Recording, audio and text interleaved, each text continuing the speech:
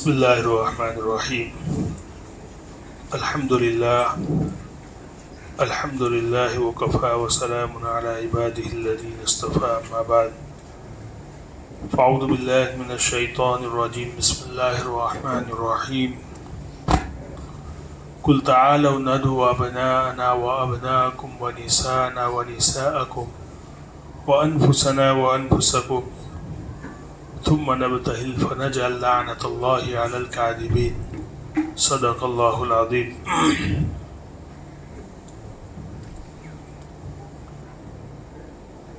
Islamic ریاست میں شریعت اسلامیہ نے اقلیتوں کو کیا حقوق دیے، اس پر ہم گفتگو کر رہے تھے. چنانچہ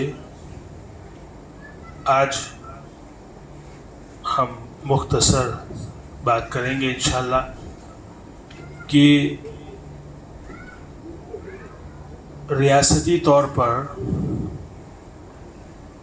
نان مسلموں کو یا مائنورٹیز کو شریعت اسلامیہ نے مذہبی طور پر مکمل آزادی دی ہے.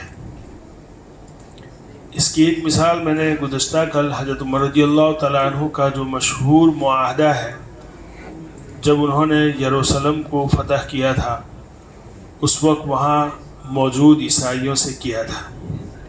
اس کے علاوہ خود رسول اللہ صلی اللہ علیہ وسلم نے نجران کے عیسائیوں کے ساتھ ایک معاہدہ کیا تھا. نجران یہ مکہ اور یمن کے درمیان ایک علاقہ تھا، وہاں عیسائی رہتے تھے. رسول اللہ صلی اللہ علیہ وسلم نے سن ہجری 9 میں، یعنی یہ سمجھ لو آپ صلی اللہ علیہ وسلم کی عمر کے آخری ایام ہیں یہ، اور ریاست مدینہ کا اثر و رسوخ سیاسی طور پر بہت زیادہ بڑھ رہا تھا. آپ صلی اللہ علیہ وسلم نے مدینہ میں ایک ریاست قائم کی تھی. وہاں جا کر سب سے پہلے آپ صلی اللہ علیہ وسلم نے عیسائیوں، یہودیوں اور وہاں کے مقامی جو مسلمان تھے انصار، ان کے درمیان ایک معاہدہ کیا تھا، سوشل معاہدہ. اور یہ وہ زمانہ تھا کہ اس زمانے میں ریاست مدینہ کے اثر و رسوخ کے بڑھنے کی وجہ سے اطراف سے الگ الگ قوموں کے بہت سارے وفود اور ڈیلیگیشن مکہ مدینہ میں آتے تھے رسول اللہ صلی اللہ علیہ وسلم سے ملاقات کے لیے. نجران کی عیسائیوں کو آپ صلی اللہ علیہ وسلم نے دعوت اسلام پیش کی تھی. چنانچہ انہوں نے اپنا ایک وفد، ایک ڈیلیگیشن مدینہ بھیجا. ان میں 60 عیسائی تھے اور 24 پادری تھے. اس میں ٹوٹل 60 آدمی تھے، ان میں سے 24 اشراف تھے، یعنی بڑے پادری تھے، عیسائیت کے عالم تھے. جب وہ مدینہ آئے، ان کے آنے کے تاریخ میں بہت سارے مقاصد لکھے ہیں. ان میں سے ایک مقصد تو یہ کہ عیسیٰ علیہ السلام کے متعلق ان کا جو عقیدہ تھا، قرآن کے اعتبار سے وہ اس کو سمجھنا چاہتے تھے. دوسرا، اپنی قوم اور اپنی تہذیب، اپنی عبادت گاہوں اور اپنا جو تمدن ہے، اپنی جو سوسائٹی ہے، ان کی حفاظت کی گارنٹی لینا. اور مذہبی طور پر اپنا جو سٹینڈ ہے، اپنا جو موقف ہے، اس کو واضح کرنا. یہ بہت سارے مقاصد تھے. چنانچہ جب وہ لوگ آئے تو رسول اللہ صلی اللہ علیہ وسلم نے ان کو بہت اچھی طرح ان کا ویلکم کیا. تو نجران کا جو وفد جو آیا، تاریخ میں بہت سارے اسباق جو ہے اس سے اخذ کیے جاتے ہیں کہ مسلمانوں نے جس طرح کی رواداری کا مظاہرہ کیا تھا، خود رسول اللہ صلی اللہ علیہ وسلم نے ان کو مسجد نبوی میں ٹھہرایا، ان کی مہمان نوازی کی اور ان سے جو مذاکرات کیے، بات چیت کی، بالکل سنجیدہ انداز میں جو ہے بات کی، کوئی زبردستی نہیں، کچھ بھی نہیں۔ تو ان سے جو ہے بات چیت ہوتی رہی کافی دنوں تک، حضرت عیسیٰ علیہ السلام کے متعلق، مسلمانوں کے جو عقائد قرآن میں ہے ان کے متعلق، اور ان کے جو عقائد ہے ان کو سمجھانے کی کوشش کی، لیکن ہوا یہ دونوں طرف سے دلائل پیش کیے جاتے تھے اور معاملہ جو ہے کسی نتیجے تک پہنچتا نہیں تھا۔ مورخین نے لکھا ہے کہ وہ حق ان کے سامنے واضح ہو گیا تھا، لیکن وہ اپنی حد دھرمی کی وجہ سے وہ اپنا دین چھوڑنا نہیں چاہتے تھے۔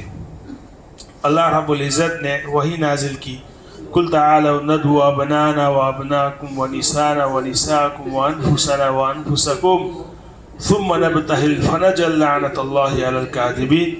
رسول اللہ صلی اللہ علیہ وسلم کو حکم ہوا، سورہ آل عمران کی آیت نمبر 61 میں نے تلاوت فرمائی کہ آپ ان کو کہو کہ چلو ہم مباہلہ کرتے ہیں، مباہلہ کی دعوت دو۔ مباہلہ کیا ہے؟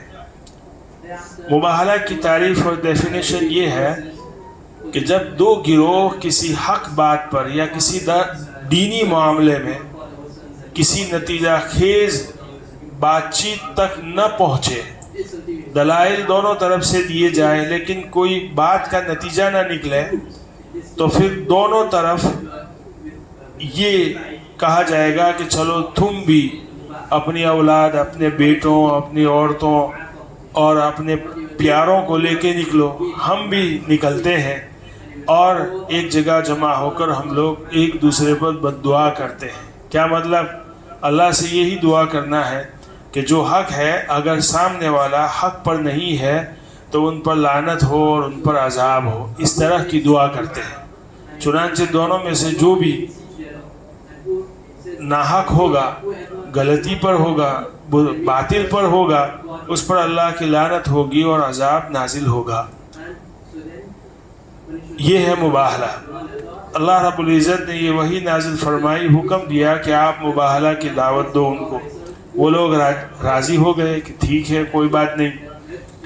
مفسرین نے لکھا ہے کہ جب یہ لوگ دوسرے دن مباہلہ کے لیے نکلے تو رسول اللہ صلی اللہ علیہ وسلم کے ساتھ اہل بیت تھے، یعنی حضرت حسن، حضرت حسین، حضرت علی رضی اللہ تعالیٰ عنہ۔ یہ اہل بیت کے چہروں کو جب انہوں نے دیکھا، ان کی ہیبت کو دیکھا، تو ان کے جو عیسائی پادری تھے وہ ڈر گئے، اور انہوں نے آپس میں یہ بات چیت کی کہ دیکھو ان لوگوں کے چہروں کو دیکھتے ہوئے ہمیں یہ احساس ہوتا ہے، ان کی ہیبت سے ہمیں یہ احساس ہوتا ہے کہ یہ واقعتاً حق پر ہے، اور ان کی بد دعا اگر ہمیں لگ گئی تو ہم لوگ جو ہے ہلاک ہو جائیں گے۔ ہمارے لیے بھلائی اسی میں ہے کہ ہم ان سے مباہلہ نہ کریں اور اپنی ہزیمت تسلیم کر لیں۔ اب مباہلہ نہ کرنا یہ ان کے گویا کہ ہارنے کی دلیل ہے۔ تو اب تو یہ ہے کہ گویا کہ حق واضح ہو گیا، تو اب ان کو اسلام قبول کرنا چاہیے تھا، لیکن انہوں نے آپ صلی اللہ علیہ وسلم سے صاف یہ کہا کہ ہم آپ سے مباہلہ نہیں کرتے، کیا کریں گے اس کے بدلے میں؟ ہم جو ہے آپ کو جزیہ دیں گے۔ چنانچہ آپ صلی اللہ علیہ وسلم نے اس کو تسلیم کر لیا۔ تو پوائنٹ یہی ہے کہ حق واضح ہو جانے کے بعد بھی ان کو ان کی مذہبی جو ہے آزادی ان کو دی گئی۔ یہ بہت بڑی مثال ہے۔ میں نے کہا، میں نے تاریخ اسی لیے بتائی، یہ کوئی ابتدائے اسلام کا مسئلہ نہیں بلکہ یہ سن ہجری 9 کا واقعہ ہے۔ یعنی آپ صلی اللہ علیہ وسلم کا انتقال کب ہوتا ہے؟ اب یہ آخری جو ہے ایام ہے آپ صلی اللہ علیہ وسلم کی۔ اسلام جو ہے بہرحال ریاست مدینہ کے اثر و رسوخ بہت زیادہ بڑھ رہے تھے، اس وقت کا یہ معاملہ ہے۔ آپ صلی اللہ علیہ وسلم کے ساتھ انہوں نے جو معاہدہ کیا، ان میں سے سب سے پہلی بات تو یہ کہ ان کی مذہبی جو عبادت گاہیں ہیں وہ محفوظ رہے گی، ان کے جو پادری ہے، عیسائی جو عالم ہے، ان کے جو عہدے ہیں ان کو برقرار رکھا جائے گا، ان کی عبادت گاہوں کو کوئی نقصان نہیں پہنچایا جائے گا. بہت ساری چیزیں ہیں جو انہوں نے معاہدے کے اندر لکھی اور اس معاہدے کو آپ صلی اللہ علیہ وسلم نے قبول کیا.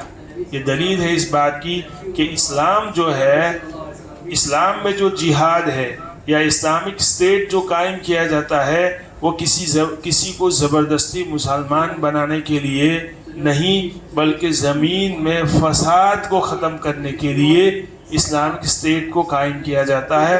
اور اسلام کا جہاد بھی اسی لیے کیا جاتا ہے. یہ امن کا معاہدہ کرنا یہ اس بات کی دلیل ہے کہ کوئی جھگڑا نہیں چاہیے، کوئی فساد نہیں چاہیے، دہشت نہیں چاہیے. یہاں اسلامک اسٹیٹ میں رہنے والا ہر شہری، ہر سٹیزن جب وہ سوئے تو اس کو اطمینان ہو کہ ہماری جان، مال، عزت، آبرو کے محافظ یہی لوگ ہیں. اسلامک ریاست یہ ہماری جان، مال، عزت، آبرو کی محافظ ہے. اسی لیے میں نے قرآن کریم کی سورہ حج کی جو آیت بیان فرمائی تھی اس میں اللہ رب العزت نے یہی فرمایا وَلَوْلَا دَفْعُ اللَّهِ النَّاسَ بَعْضَهُم بِبَعْضٍ لَهُدِّمَتْ صَوَامِعُ وَبِيَعٌ وَصَلَوَاتٌ وَمَسَاجِدُ يُذْكَرُ فِيهَا اسْمُ اللَّهِ كَثِيرًا.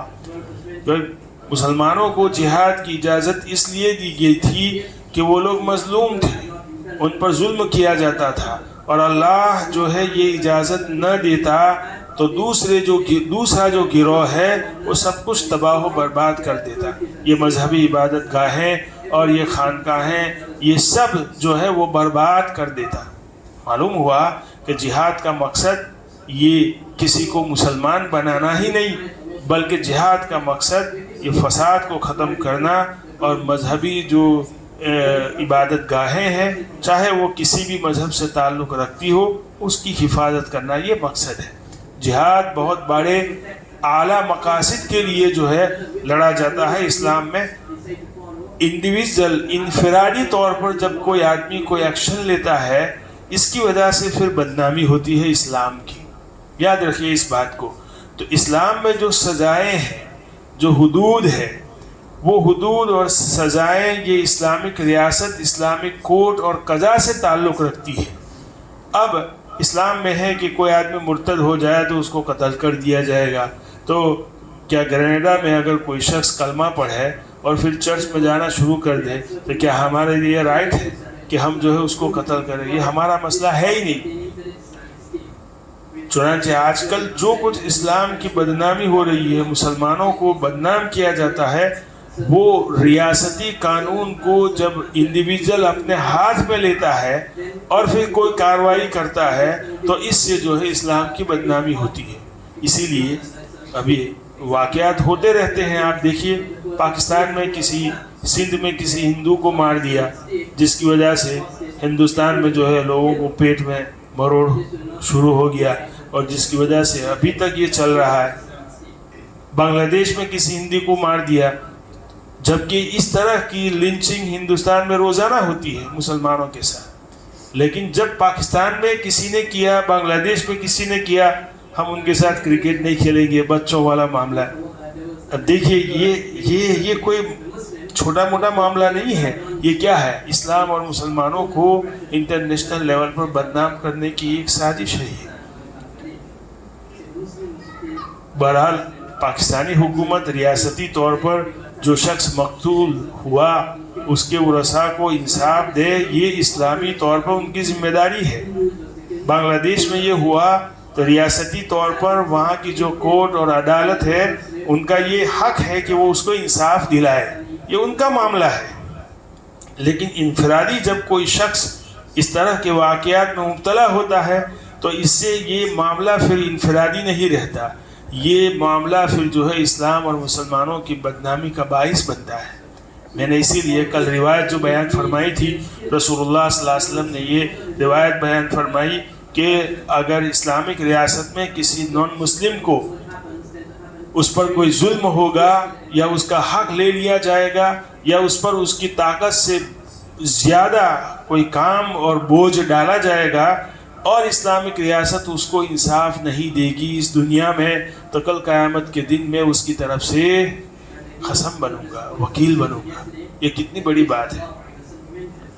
تو رسول اللہ صلی اللہ علیہ وسلم کی جو تعلیمات ہے ان تعلیمات پر اگر مسلمان عمل کریں گے تب جا کے دنیا دیکھے گی نا کہ یہ اسلامک اخلاق ہے، یہ اسلامک تعلیم ہے۔ اسی لیے آپ دیکھ لیجئے جو یہ کہا جاتا ہے کہ اسلام جو دنیا میں پھیلا ہے وہ تلوار کی زور سے پھیلا ہے، تو اس میں جو جواب دیا جاتا ہے اور تاریخ گواہ ہے اس پر کہ حجاز کے علاوہ آپ جو ہے انڈونیشیا میں دیکھ لیجئے، ملیشیا میں دیکھ لیجئے، ادھر مشرق کے جتنے بھی ممالک ہیں اس میں آپ دیکھ لیجئے تاریخ میں آپ کو کہیں بھی کوئی مزاحمت نہیں ملے گی کہ کہیں جو ہے اسلامی لشکر وہاں گیا ہو اور انہوں نے جو ہے تلوار کے زور پر اسلام پھیلایا ہو، کہیں نہیں۔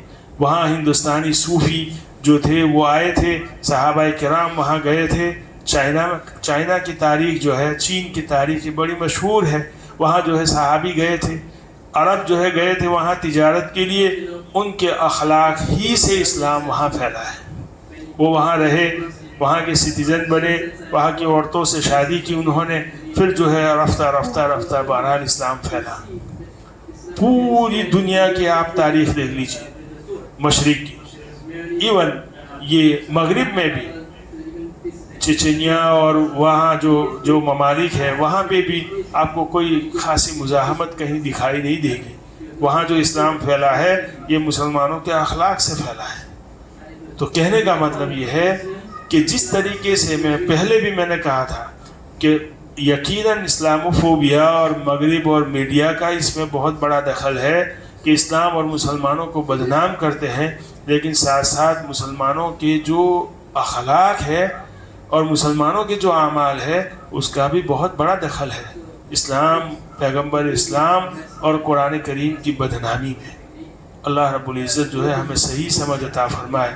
اسی طرح یہ جو کل میں نے بتایا تھا کہ اسلامک ریاست میں غیر مسلموں کو جو ہے سماجی اور سوشلی طور پر پورا حق نہیں دیا جاتا ہے، چنانچہ ان کو دوسرے نمبر کا شہری مانا جاتا ہے۔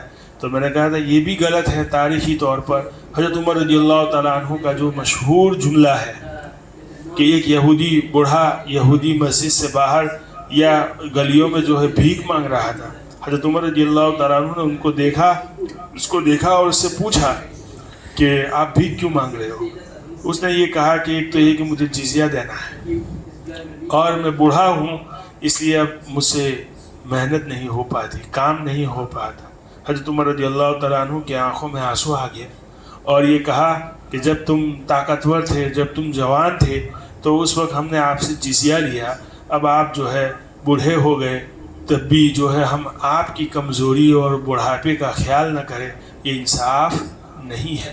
چنانچہ باقاعدہ اس کا بیت المال سے وظیفہ جاری کیا اور جتنے بھی مسلم وزراء تھے ان کو خط لکھا کہ جو غیر مسلم جو جزیہ دیتے ہیں جب تک ان کے اندر کمانے کی سکت ہے، صلاحیت ہے، طاقت ہے، وہاں تک ان سے جزیہ لیا جائے۔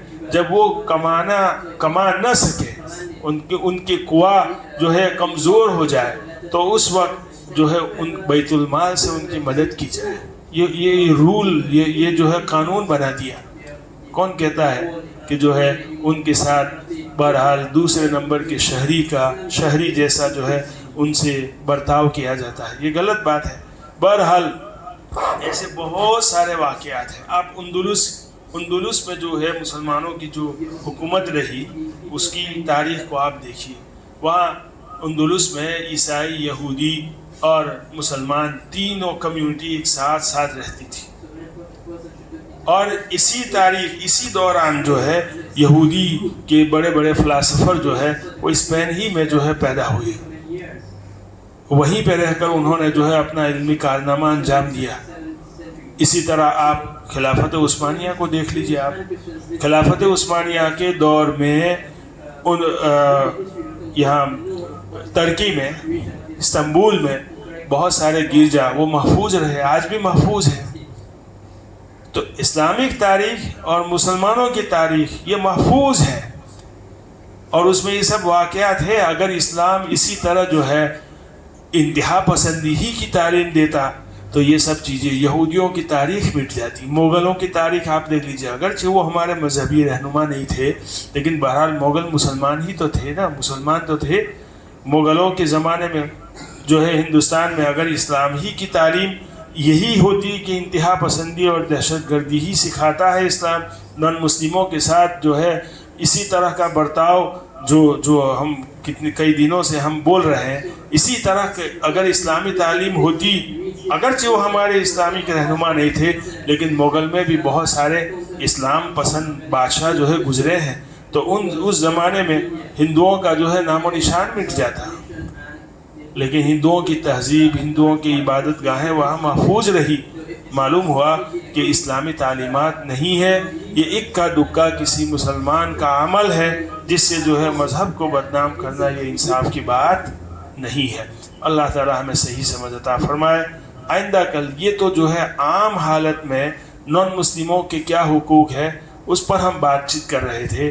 اسلام نے، شریعت اسلامیہ نے جنگ کی حالت میں بھی اصول اور جنگی قوانین جو ہے مسلمانوں نے، اسلام نے دنیا کو دیے. دیکھیے، کوئی سوچ نہیں سکتا کہ جب ایک گروہ دوسرے گروہ سے جنگ کر رہا ہو، کیا جنگ بھی اخلاقی اصولوں کے ساتھ لڑی جاتی ہے؟ اس کا پہلے کوئی تصور نہیں تھا اور آج بھی نہیں ہے. آج اگرچہ جنیوا کنونشن میں جو ہے اصول متعین کیے، یہ دراصل میں نے بتایا تھا کہ یہ جو ادارے ہیں دنیا میں ابھی آج کل جو ہیومن رائٹ اور وومن رائٹ اور فلاں اور کیا کیا کون سے رائٹ کو جو ہے پروموٹ کرنے والی جو تنظیمیں ہیں جو اب نام کی رہ گئی ہے، وہ ان کا کوئی نہ کوئی ایک پس منظر ہے. اس پس منظر میں اس ادارے کو قائم کیا گیا. جیسے میں نے بتایا کہ یونائٹڈ نیشن جو ہے وہ دوسری عالمی جنگ کے بعد یہ ادارہ قائم ہوا اور مقصد یہی تھا کہ جنگوں سے جو ہے ملکوں کو بچایا جائے اور انسانی حقوق کی پاسداری کی جائے.